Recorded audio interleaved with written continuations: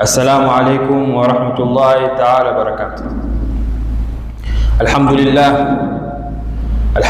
rabbil alamin, wassalatu wassalamu ala sayyidil anbiya'i wal mursalin wa ala alihi wa ashabihi ajma'in, amma ba'd. Yaqulu tabaraka wa ta'ala, wa rahmati wasi'at kulla shay. Tumshukuru Mwenyezi Mungu Subhanahu wa Ta'ala kwa kila hali, tukiwa leo ni siku ya 10 ya mwezi mtukufu wa Ramadhan.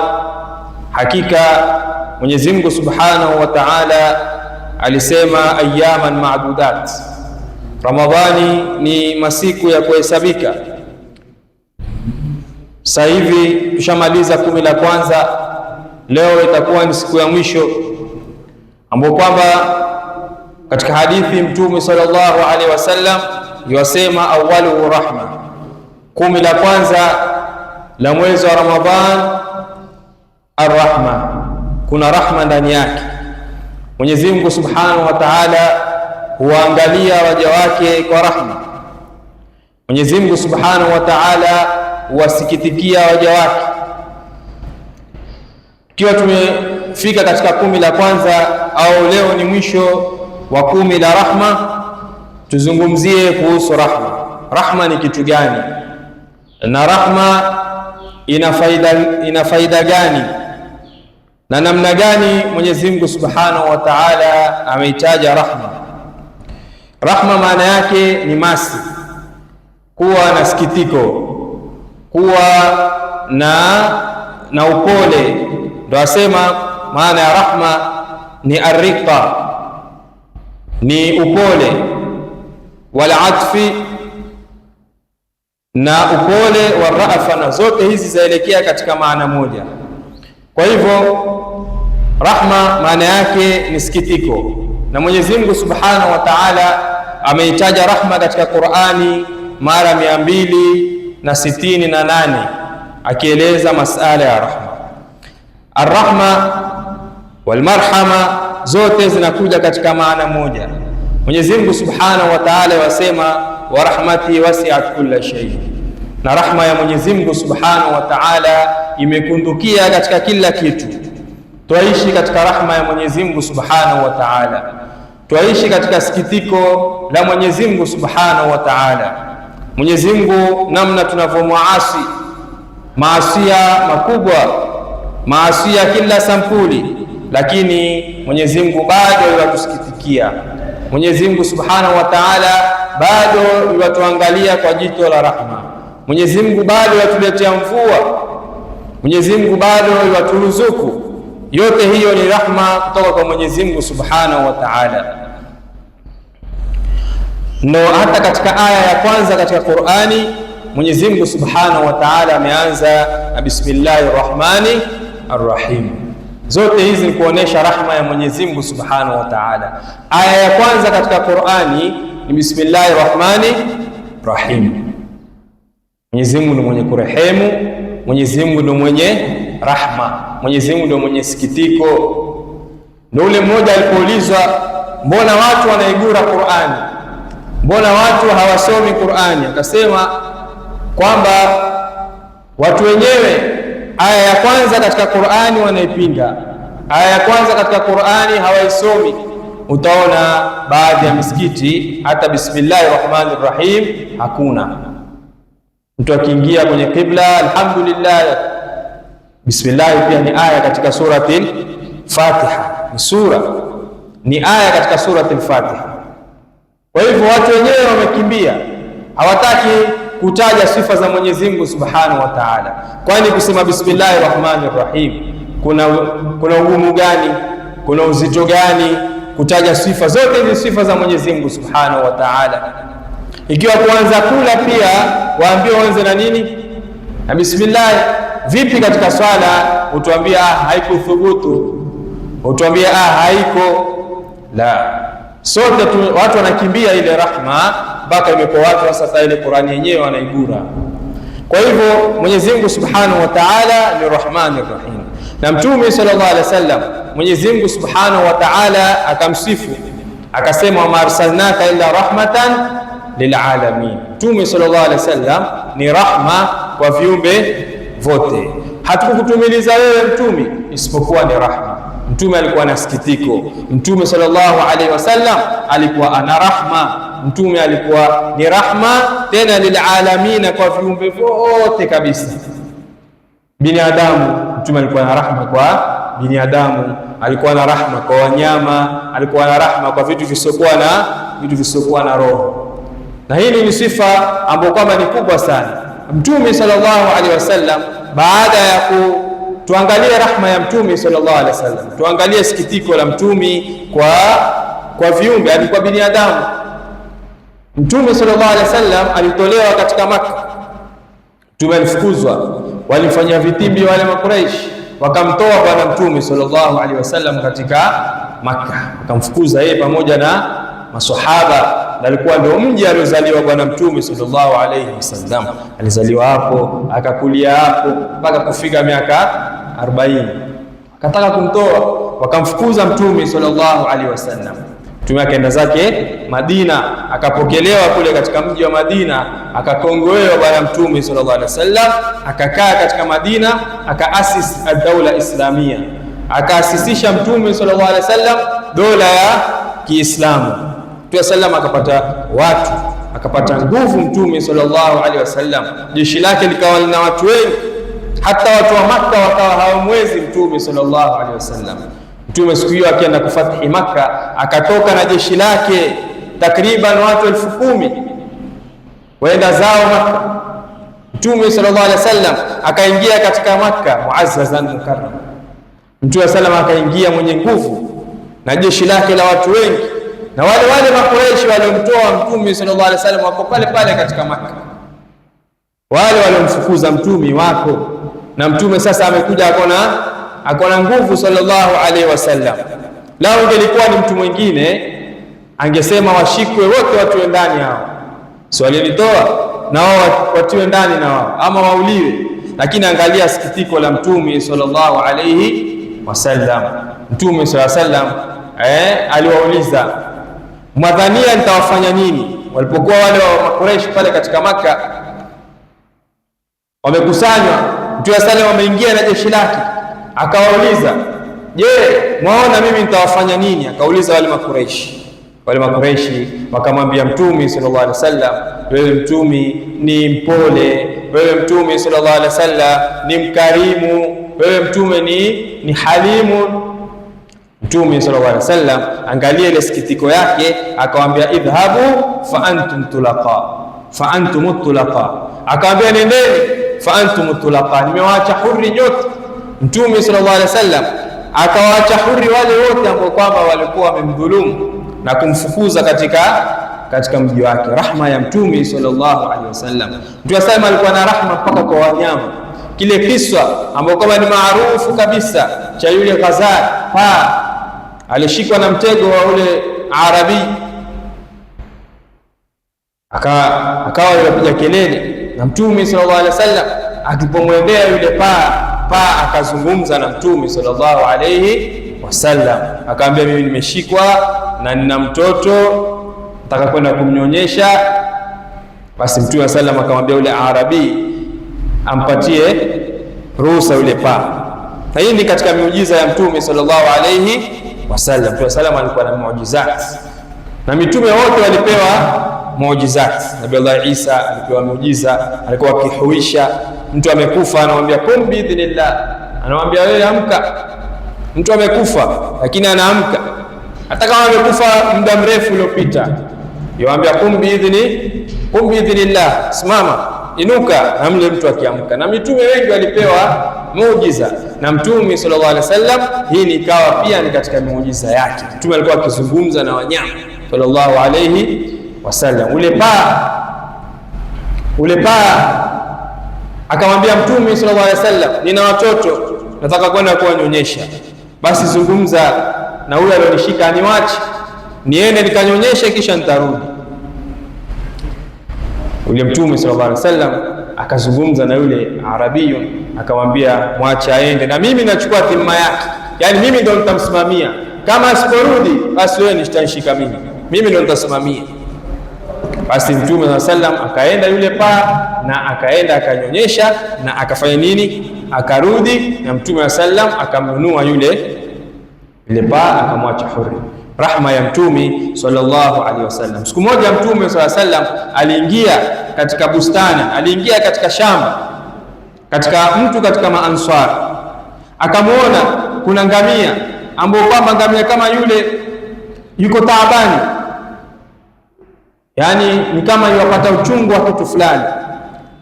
Alipomwona Mtume sallallahu alaihi wasallam akaja mpaka kwa Mtume sallallahu alaihi wasallam. Mtume akaonekana yomnong'oneza yule ngamia katika masikio yake. Kisha Mtume akauliza, ni nani mwenye huyu ngamia? Je, hamuogope Mwenyezi Mungu katika wanyama? Yani Mtume sallallahu alaihi wasallam pia watufundisha tuwe na sikitiko pia kwa wanyama. Hawa wanyama ambao kwamba ni miliki yetu, mbuzi, ng'ombe, kuku, punda, na kuna mnyama mwenye kuonewa kama punda. Punda ndio mnyama alikosa bahati, upijwa mizigo, amekelewa mizigo mingi, na huku ule umpiga yule mwenyewe lazima abebe ile mizigo, kwa lazima awe amechoka hajachoka, fimbo twende. Na hivi si alivyotufundisha Bwana Mtume sallallahu alaihi wasallam. Mtume alitufundisha kuwa na rahma mpaka kwa wanyama pia. Hata wale mbuzi wako ikiwa wamekosa chakula, waambiwe uende ukawatafutie chakula pale kilipo, waletee. Usiwache waweze kuangamia na njaa au na maradhi. Kama ni wagonjwa pia wanunulie dawa. Hii yote ni katika rahma. Mtume sallam akauliza, nani mwenye huyu ngamia?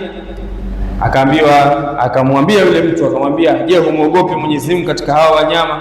Mwenyezi Mungu amekumilikisha, wewe ndio mmiliki, natakikana uwe na rahma. Huyu ngamia yuwaumwa, ngamia anasikia uchungu, na wewe bado wamfanyisha kazi. Angalia rahma ya Mtume sallallahu alaihi wasallam katika wanyama. Rahma ya Mtume katika watoto. Mtume sallam alikuwa na rahma mpaka kwa watoto sallallahu alaihi wasallam. Ndo katika hadithi Mtume sallam alikuwa akiswali na Umama binti Abil As, alikuwa akija katika mabega ya Mtume sallallahu alaihi wasallam. Mtume sallam akirukuu humweka, humchukua akamweka, akiinuka humbeba Mtume sallallahu alaihi wasallam. Saa nyingine Mtume sallam akionekana akirefusha sujud, kwa sababu kina Sayyidina Hassan na Hussein wao katika mgongo wake Mtume sallallahu alaihi wasallam. Rahma ya Mtume sallam, hakuwa akiwafukuza. Kuna wengine wakiwa na watoto msikitini wataka kuwafukuza, endeni bana, mwafanya fujo msikitini. Yule bwana mmoja katika watu wakubwa akasema, ukiona msikiti hauna fujo za watoto, basi hapo kuna hatari kubwa sana.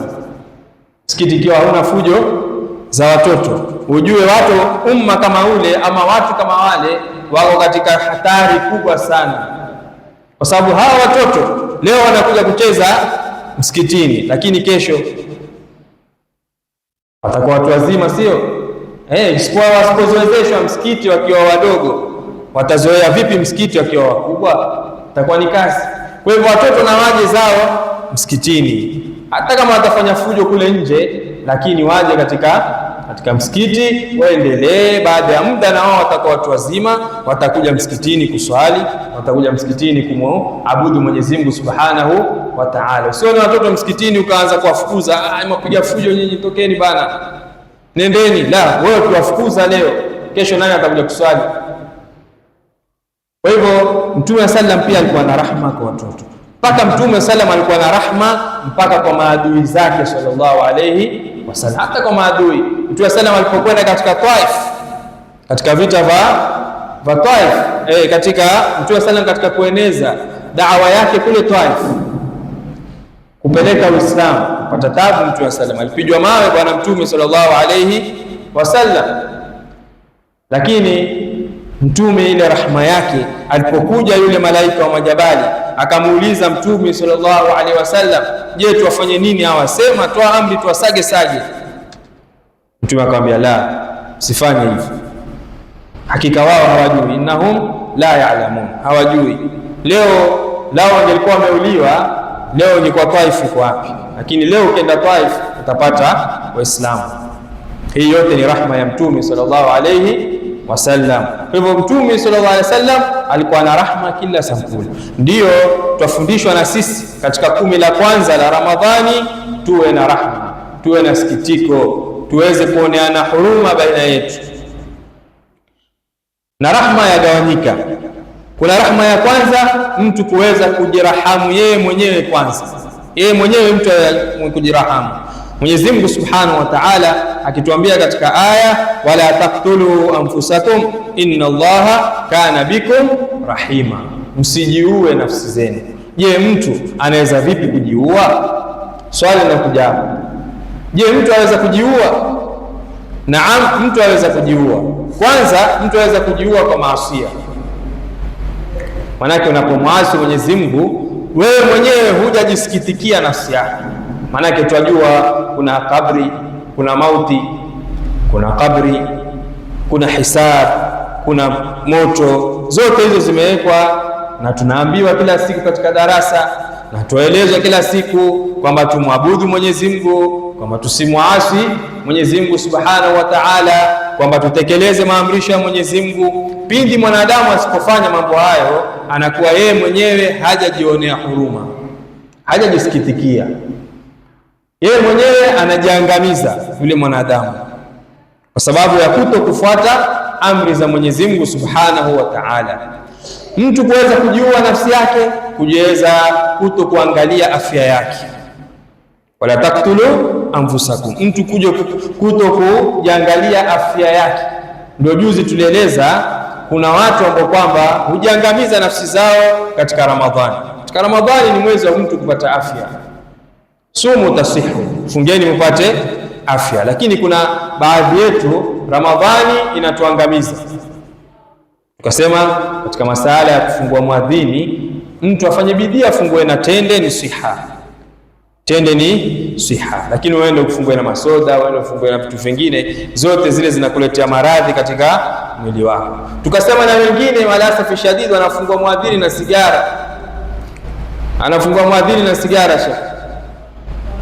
Mtu anayefungua muadhini kwa sigara, anayekelea kwenye mdomo ngoja muadhini tu adhiniwe. Ukiadhiniwa tayari anawasha kibiriti, anawasha sigara, anaanza kuvuta. Au mtu anakula tende moja haraka haraka ashawasha sigara, maradhi yale. Ndio ule mmoja akasema, ustadhi waambie watu bana, si kufungua muadhini tu, waache kabisa ile sigara katika mwezi wa Ramadhani. Kwa sababu gani? Je, sigara na madhara gani? Mwanzo sigara inakuletea shida katika kupumua na inaweza kusababishia kansa ya mapafu. Kwa wale ambao kama wanaovuta, ni vizuri kutanabaisha, sababu Mwenyezi Mungu asema wala taktulu anfusakum, msijiue, msijimalize. Ukifanya jambo kama hili, unakuwa wewe mwenyewe unajimaliza nafsi yako, unajiangamiza. Wala tulku biaidikum ila tahluka. Mwenyezi Mungu asema msijiangamize, msijimalize. Na hata siku ya Kiyama, katika yale maswali manne ambayo kwamba atakaulizwa watu siku ya Kiyama, ataulizwa na siha yake, alimaliza katika jambo gani? Siha pia utaulizwa afya, umri ulimaliza katika nini? Siha yako, afya yako, Mwenyezi Mungu amekupatia siha nzuri, ulimaliza katika nini ile siha? Kwa hivyo moja katika jambo ambalo kwamba lenye kumaliza mtu ni uvutaji wa sigara, ni maangamivu. Mwanzo inaleta shida katika kupumua, inaweza kuletea mtu shida ya kupumua, kisha inaweza kuletea kansa ya mapafu, kisha inaweza kuleta mashambulio ya moyo, na vile vile inaweza kuleta blood pressure. Mtu lao atakuwa ni mwenye kudumisha kuvuta sigara. Pia inaweza kumletea shida katika ubongo wake, inakuwa ubongo dhaifu, na pia inaweza kumletea mtu kuganda damu yake. Sigara inaweza kumfanya mwanadamu kuweza kuwa na udhaifu wa kupona maradhi. Pindi ukiwa na maradhi, labda ugonjwa au majeraha, yani kwa na jeraha labda umekatika na kitu, au labda kisu kimekukata, ile sigara inakusababishia kuchelewa kupona yale maradhi, ile sigara ile. Na vile vile sigara inakuweza kuletea magonjwa ambayo kwamba ni ya ngozi, na mtu vile vile kupoteza nywele kwa wakati wa mapema. Mtu kupungukiwa na nywele pia husababishwa na uvutaji wa sigara. Zote hizi ni vitanabaisho ambao kwamba ni vizuri tuzungumze za wale ambao kwamba wenye kuvuta sigara. Pia inaweza kuleta ugonjwa wa mifupa. Mtu anaweza kupata ugonjwa wa mifupa kwa kuvuta sigara, na zote hizo ni taabu katika kuzitibu. Matibabu yake ni marefu kabisa, matibabu yake ni marefu kabisa. Hiyo kansa tu, mwambie una kansa ya mapafu. Haya, niambie sasa, utaanzaje kwenda kujitibu hiyo kansa ya mapafu? Kwa hivyo bora ni kufanya nini?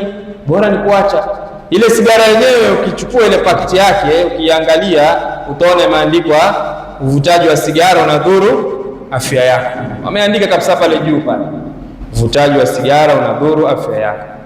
Kisha mtu atanunua, atakwenda kuivuta pakiti nzima, kwa sababu Ramadhani mchana hakuvuta. Sasa iwaje kupatiliza usiku, atapiga pakiti 2 ama pakiti 1 kwa usiku mmoja.